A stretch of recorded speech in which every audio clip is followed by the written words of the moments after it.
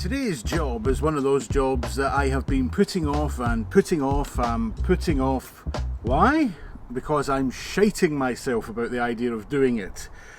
Today we're going to replace this wobbly old pole with two of these lovely new gas struts. Some drilling is required, and that's why I'm shitting it.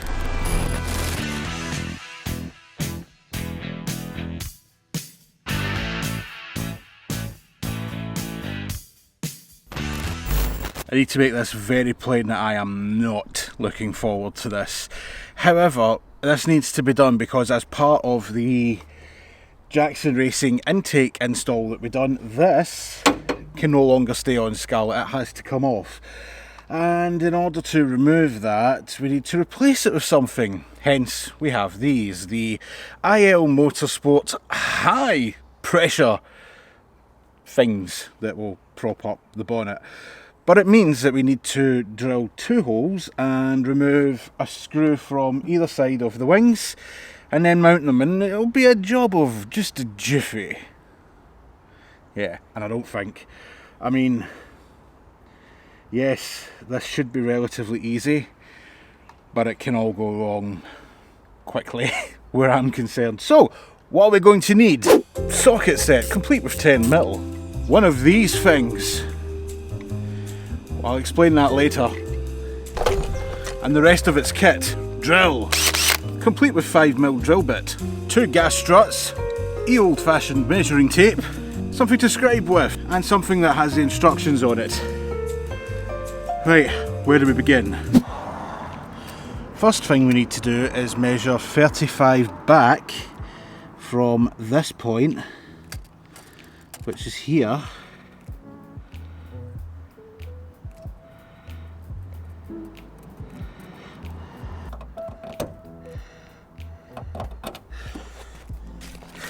Then 8mm down from the top, so that's 5, 1, 2, 5, 6, 7, 8 here.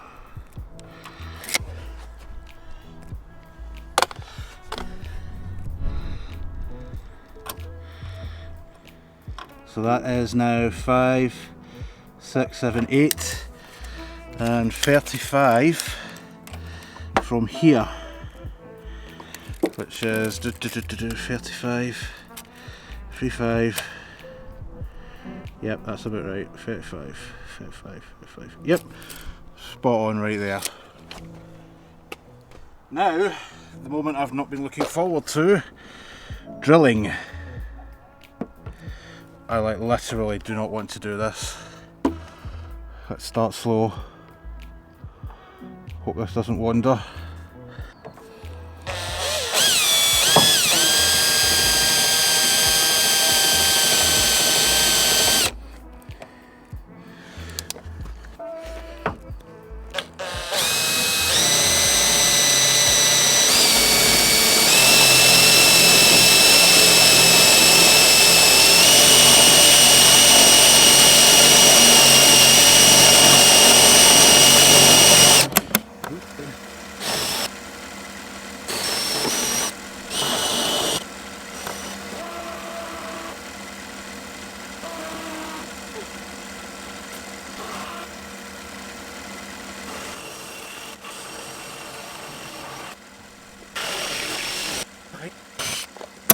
Alright, that was the least enjoyable thing I've ever done to Scarlett, and I never want to have to do it again, apart from on the other side.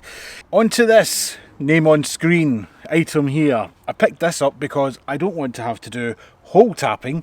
All we need to do is get one of these, insert it into the hole, squeeze it, and then that's it. We can screw in the strut and job's a good one. Allegedly. Just need to see if I can get this in here. So there's the hole. Really probably could have been doing with being ground out a bit more. I don't know, you know, if that's going to even fit in there. Oh, cock. Why?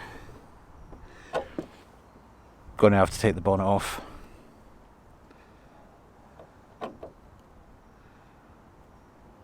Surely not though. That must fit in there.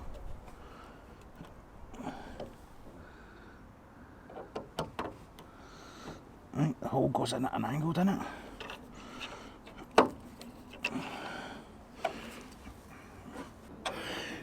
I think I'm going to change my mind and go for option 2.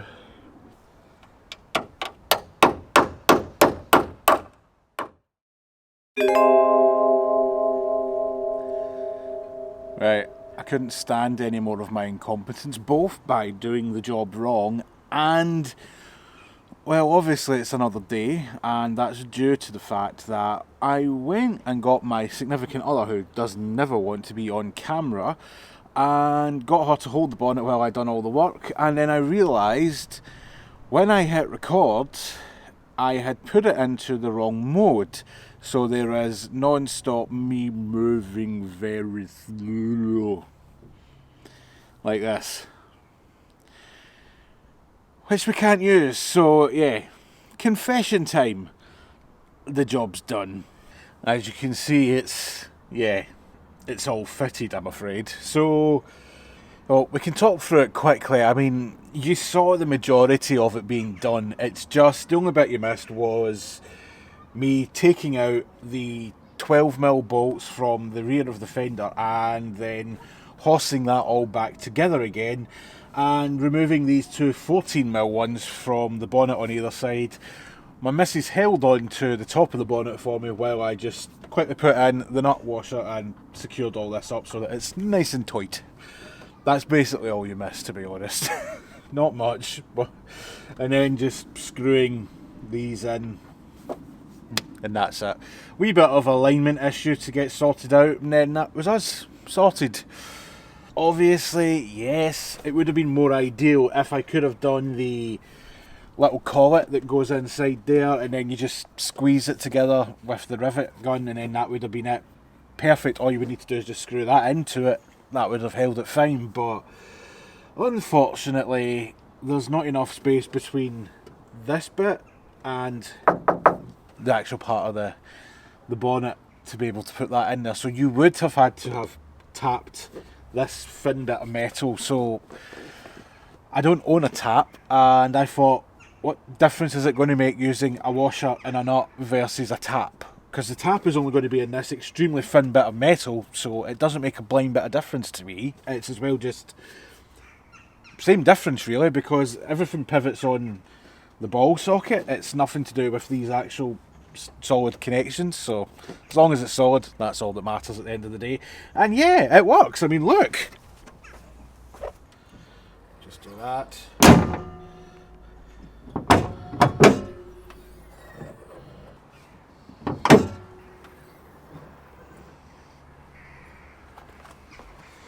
So in the end, that's exactly what we wanted anyway, a wee bit of extra working space, and to be honest, the bonnet now sits solid rather than with the old bonnet stay that we used to have, because that, you know, the slightest breeze and then the bonnet's wobbling all over the place, so you think that's probably going to come out of there at some point. But yeah, on that note, as I say, apologies, it's not as smooth sailing as I would have liked, but it's all done now anyway, and yeah, hopefully now that we've got that job out of the way, next job should be a little bit more easy and should be relatively straightforward. I've said it now, which means it's all going to go tits up. But yeah, on that note, we'll call it quits. As always, if you have been, thank you very much for watching, and until the next one, yeah, take care, and I'll catch you then. Bye.